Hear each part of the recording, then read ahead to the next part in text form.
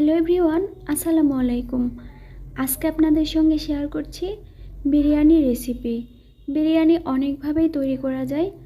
আমি সবসময় চেষ্টা করি একটু সহজভাবেই আপনাদের সঙ্গে রেসিপি শেয়ার করতে। আজকেও খুব সহজভাবেই অল্প সময়ের মধ্যে হাতের কাছে থাকা মশলা দিয়েই স্পেশাল বিরিয়ানি তৈরি করে দেখাবো। সাধারণ রান্নায় টেস্ট পাবেন অসাধারণ। আশা করছি রেসিপি আপনাদের অনেক ভালো লাগবে। তো চলুন দেখে নেওয়া যাক মূল প্রস্তুত প্রণালী। বিরিয়ানি রান্নার জন্য এখানে কিছু গরুর মাংস নিয়েছি, হাড় চর্বি সব কিছু নিয়েছি। চর্বিগুলো একটু ছোট করে কেটে নিয়েছি। আপনারা চাইলে যে কোনো সাইজেই মাংস কেটে নিতে পারেন। এ পর্যায়ে 2 চামচ পরিমাণে দিয়ে দিলাম শুকনো মরিচের গুঁড়ো, স্বাদ মতো লবণ, খুব সামান্য একটু হলুদ গুঁড়ো দিয়ে দিয়েছি।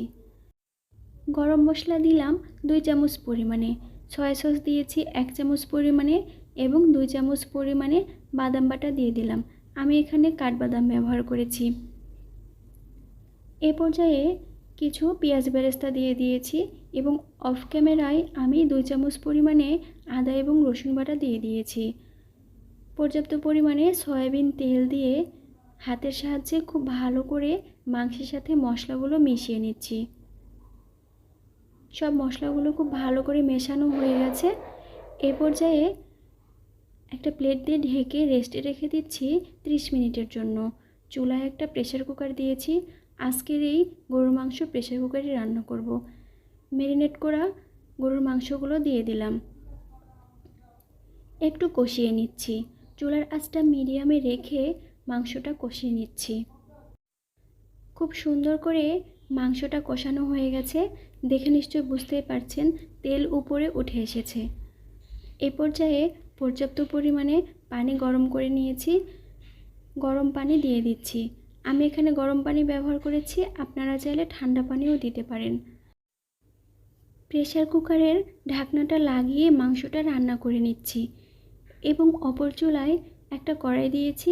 পর্যাপ্ত পরিমাণে সয়াবিন তেল দিলাম, কিছু পেঁয়াজ কুচি দিয়ে দিচ্ছি, একটু তেলে ভেজে নিচ্ছি। এই পর্যায়ে এলাচ এবং দারুচিনি দিয়ে দিলাম, তেলের সাথে একটু ভেজে নিচ্ছি। এ পর্যায়ে চিনি গুঁড়া পোলাওয়ের চাল নিয়েছি। চাল আগে থেকে ধুয়ে ভালো করে পানি ঝরিয়ে রেখেছি। আপনারা চাইলে বাসমতি চালও ব্যবহার করতে পারেন। চাল একটু পরিমাণে ভেজে নিলাম, সামান্য একটু লবণ দিয়ে নিয়েছি। যেহেতু মাংসে পর্যাপ্ত পরিমাণে লবণ আছে সেজন্য এখানে একটু কম লবণই দিয়েছি। এই তো সব কিছু খুব ভালো করে মিশিয়ে নিচ্ছি।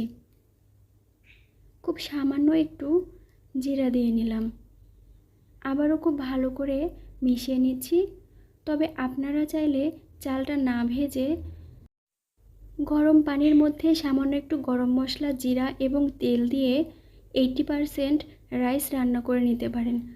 তবে আমার কাছে মনে হয় চালটা ভেজে বিরিয়ানি রান্না করলে একটু বেশি টেস্টি হয়, সেজন্য আমি এখানে হালকা করে চাল ভেজে নিচ্ছি।